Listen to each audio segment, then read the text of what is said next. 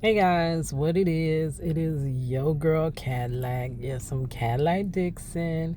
I'm the Draw My Light prison wife. I'm the legally blind artist that is rapping and painting for justice, hoping because you got to hold your breath for justice. To see justice before all face too bleak. Yes, it's your girl Cadillac. Anyways, I am coming through today, September the 21st, 2025. In the 5 o'clock hour, girl, I just really want to beat myself up because I got up kind of late, but then I kind of got to talking to somebody and stayed on the phone. Sorry, that's my contact. Stayed on the phone a little too long, and some hours went by. And when I finally got it together, it was dawning on the 3 o'clock hour. So then I got my shower, helped my sister take her shower, got ready, got me some coffee that I wish I didn't buy because it don't taste that good today. Yeah, not today. Got to doctor that up. Got me some coffee, and then I'm like, let's go ahead and finish my story time. And here we are in the 5 o'clock hour. Like, literally, how is the day gone? And only got 2 days off. These are the 2 days you really got to cram everything in. It's not even rest days. Don't let them fool you. They like to tell you they're your off days, but they're really more of your on days than your off days, because those are more the days when you got to do everything. You got to cook, you got to clean, you got to do everything. You got to run errands, you got to prepare for the work week coming up. It's really too much to do on off days. And then I have the grandkids around the house. They want to play, they want to go outside, and it's like these are really the only days you have that you can take them to the park and not really have to, or take them outside and not really have to rush them because you got to get to work. So yeah, though it is a day off, it's literally a day on. So I was feeling kind of bad, and I'm like, wow, I still have to go to the grocery store. Thinking, how late in the evening can I push that off to? And then I still have some other things to do. And I got an online form to fill out, which those overwhelm the gel out of me. So I have to break through that anxiety and just break down and do that. So really the rest of my evening is accounted for. So I'm like, you know what? Just gonna cut myself some grace. And I'm just going to say I tried. I did the best that I physically could do. And not to mention, I'm just coming off a work week and got home like super late. Like I got to the car, it was like 12 something. And I said I was going to record before I go home. And, my Wi-Fi messed up at home. So I said, now that I recorded a 40-minute long video, let's go back in and use their Wi-Fi's. Girl, because, I have to hustle that Wi-Fi because I don't have good service, though I'm trying to, do content. So after doing that and getting home at like 2 something in the morning, then I was going to bed. And by the time I woke up, here we are. So anyways, long intro. Sorry, y'all know I'm long-winded, like for real. Luckily, the phone is going to cut off. So I have a certain point where I have to end the video. It's going to end abruptly. But I said, let's just go on and finish the story time that I started yesterday. So wisdom speaks life. I'm sorry, I kept saying wisdom speaks truth, which that's as well too. They all are true statements. But the content creator's name is Wisdom Speaks Life. I'm about to say truth again. But watching her lately inspired me to start telling my testimonies of all the goodness that God has done in my life, and even the tragic things that happened in my life and how God got me And sometimes my family, we always got through it. How God has always sustained us and kept us even through terrible times, right? I like church life. It's church life as well. He tells a lot of his own testimonies. And I think that's one way that God can turn around and use the tragedy you've been through and use it as triumph and showing you where you did overcome, and also using the story for the person that is trying currently to overcome. So I intended to tell you the story of how my husband got out of jail, right? But I kind of took too long to get into the story, and the testimony ended up being something else. So that testimony was how my family got 7 more months together with our brand new baby to actually form a bond before he was taken onto his wrongful conviction. So pre this 23, almost 24 year prison life, God granted that extra extended time for them to bond, because there's a difference between a 2-month-old, like when my husband was first wrongfully incarcerated, to 7 months. I mean, sorry, not 7, 9 months. So that gave him 7 months to build this bond. But what I really wanted to tell you was the story of how he got a bond. So now, come with me. The year was 2002. Just like, y'all remember Golden Girls? Like when, what was her name? She was the oldest one. She always used to tell you the old town stories from way back in, I forgot where she was from, but girl, that's what we doing. Come with me back to the year of 2002. It was Orlando, year 2002. So, I had met the love of my life, like for real. We had our daughter. We were broke as jail, but we were going to figure it out. We were just at the beginning, so of course we have a whole life in front of us to get it together and get to where, we should be. Sorry, I forgot to tell you. My ADHD be having me all over the place, but I was inspired to tell my testimonies from Wisdom Speaks Truth. That was why I did that whole thing about her. And then I forgot where that was going. Right.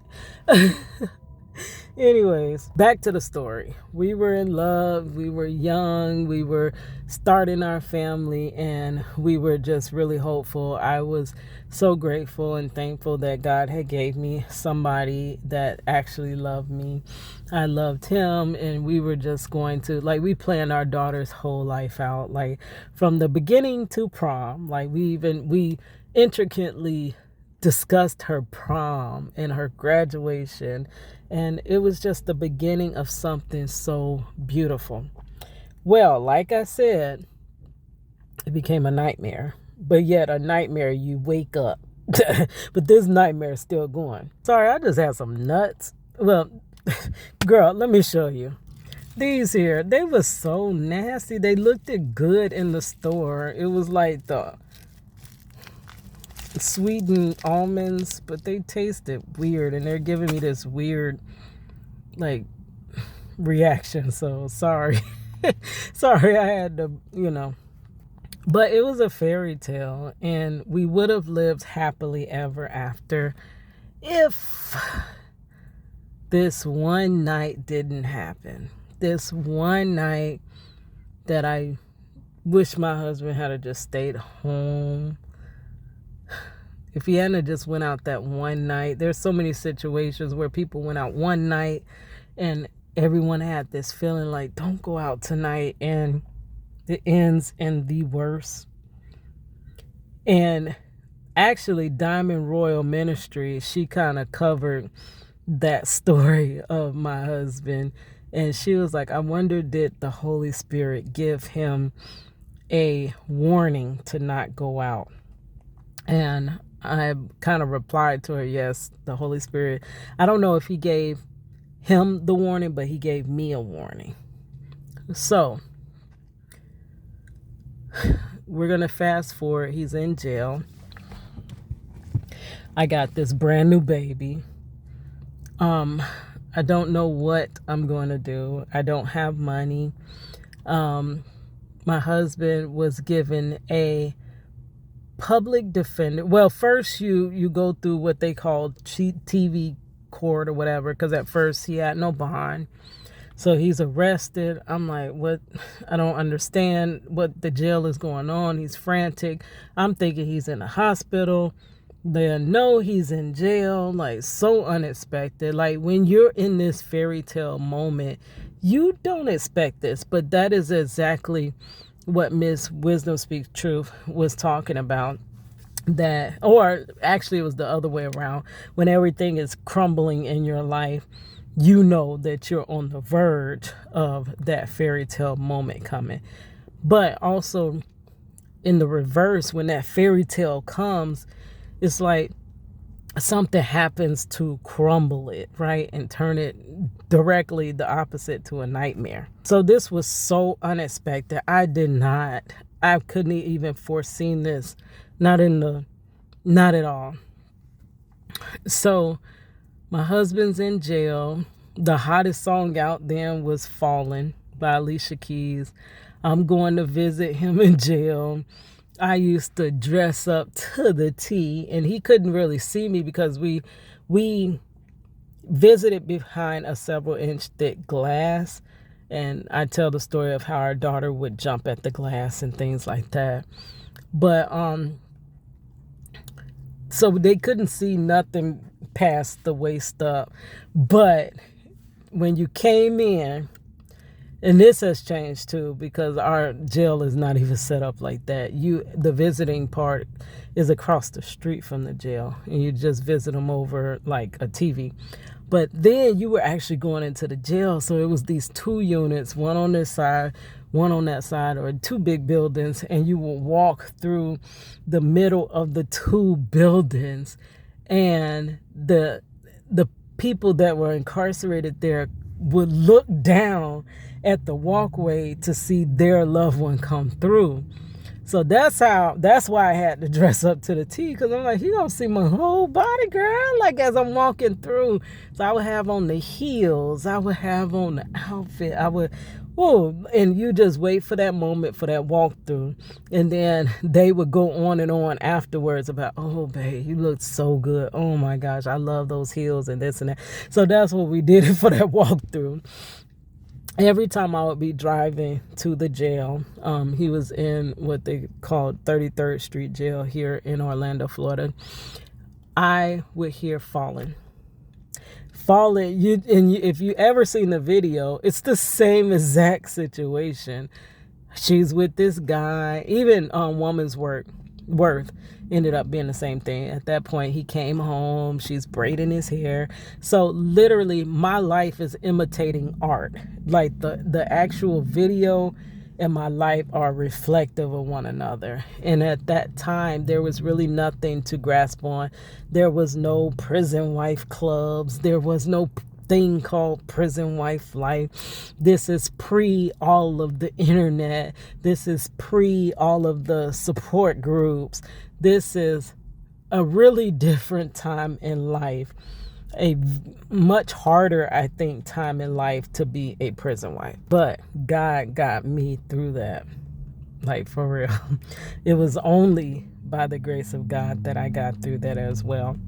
But you do the little walkthrough and you visit. I got my baby looking cute, got her little pigtails, and she's seeing daddy. She's jumping at the glass and this and that. So we visited a couple times, and then after he seen the TV judge, which I don't remember exactly what the TV judge does or whatever. Honestly, I would have to go back and see what that is. What do they actually do? Because it's been so long ago. But I do know that they had set my husband away with no bond, no way to bond out. So there was a lawyer that had represented a family member of Marcello's in the past. So I was given his number and I called him and he was like, yeah, I can get Marcello a bond, but it's going to cost $1,000. And I'm like, now I was a I worked at Winn-Dixie. I made $5.15 an hour. So you add that up, I made maybe 200 a week. Most likely not that much. Was it a week or every 2 weeks? Girl, it was hardly nothing. So 1,000, and I still got to pay bills out of my small check. How would I ever save $1,000 to get him a bond? So I'm like, but my mind, every time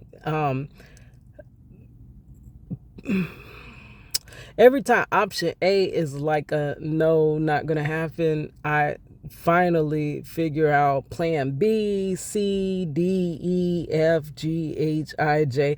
Like I have so many plans of how can we still do this, right?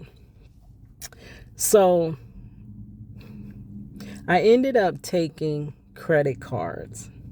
I had credit cards, but they didn't have that much balance on it. I think one had 500, one may have had 2 something, the other one had another amount. So I didn't have that much, but somehow I was able to put all the credit cards together.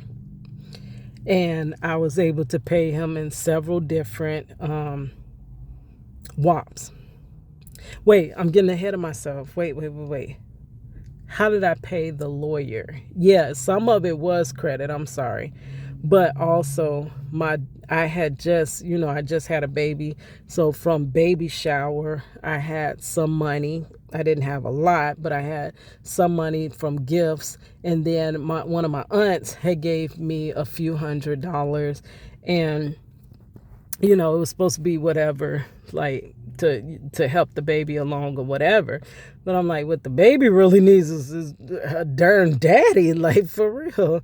So I took all of that money. I remember it was a account that my mother started for me when I was a young kid. And I took everything that I had out of that account. And my mother was so mad at me.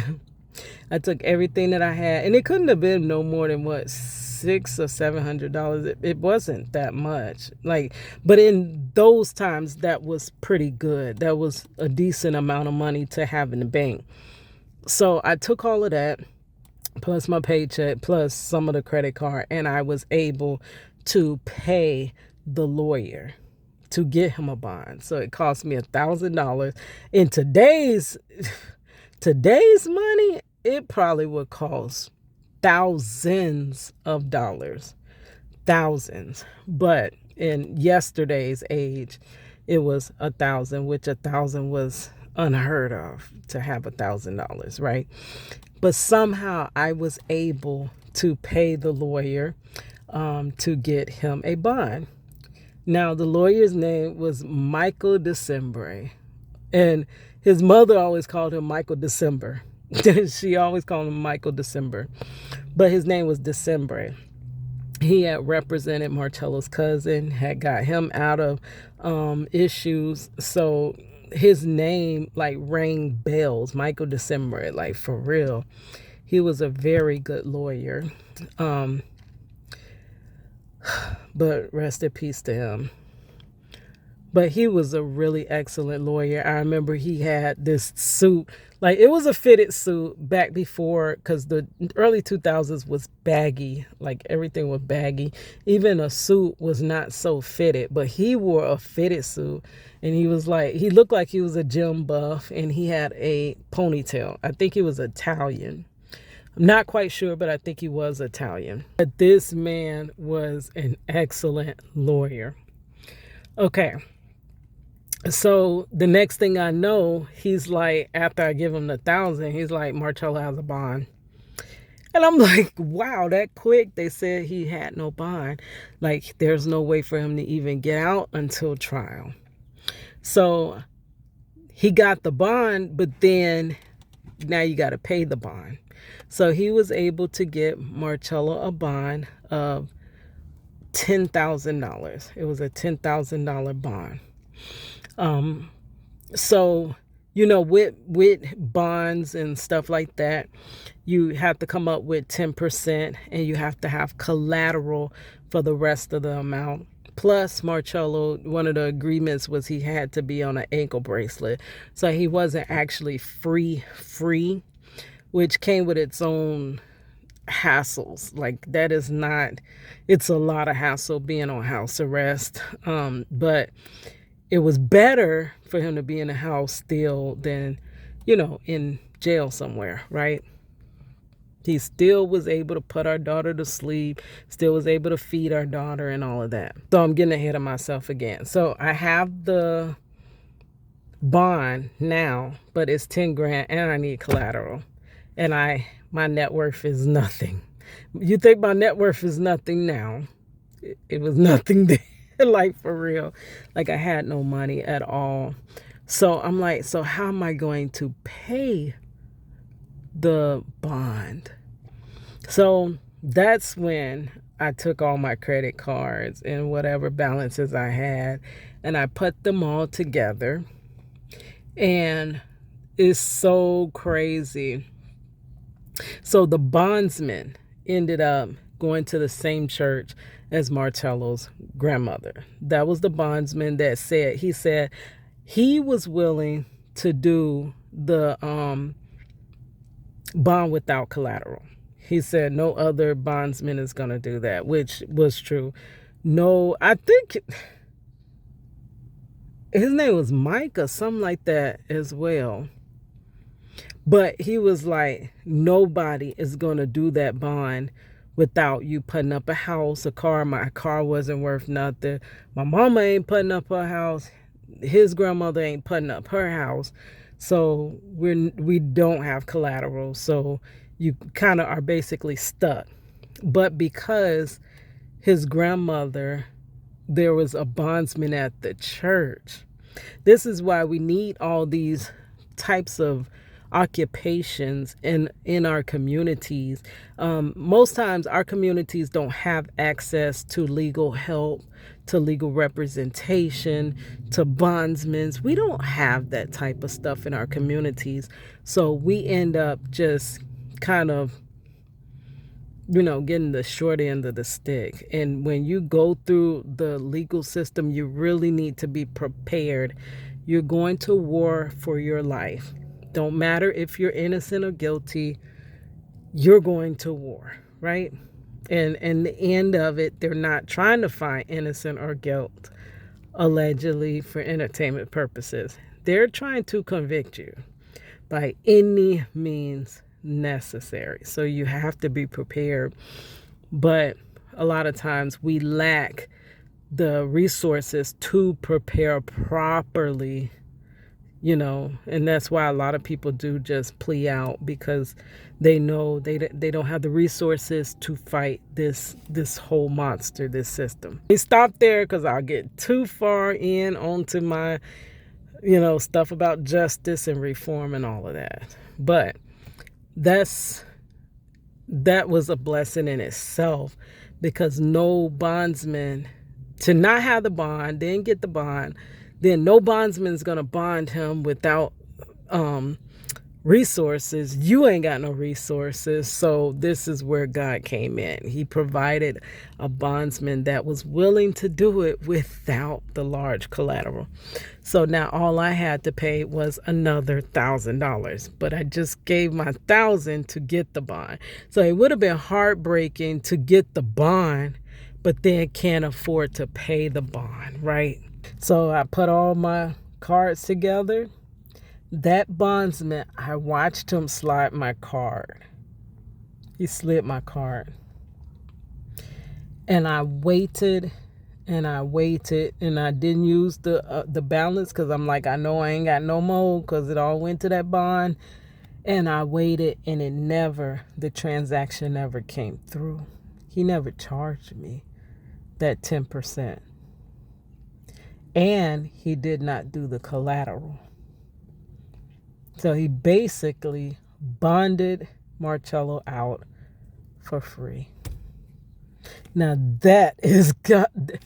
Think about what it could be today for bonds. I need to look that up so that I could tell you what it is in today's money value.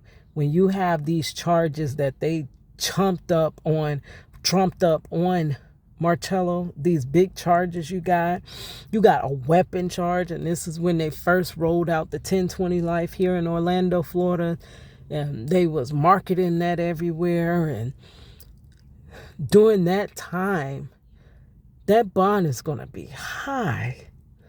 So $1,000 then, and then another $1,000, $2,000 was unheard of someone working at Winn-Dixie barely making $5.15 an hour to meet. So paid the bond. They came out, they set up his little box thing, because it was a box inside of the house that he had to have that was connected to his ankle monitor. You had to have approved place to live, so he had to live with his grandmother. They set up his box, and then they set up his ankle bracelet, and they was like, he's going to be released soon. And I'm like, I know God is going to get us through that. I knew this was just a hiccup in our, I'm steady. Like, I know that this is not, just thinking this was a storm, right? Which it was a storm, but I still thought it wouldn't play out the way it did play out. I didn't know he actually still was going to have to do this time. I really literally thought that God was going to make it to where he either won trial or everything was dropped before he went to trial. Like, I've heard testimonies like that. And that's the type of thing I thought was going to happen.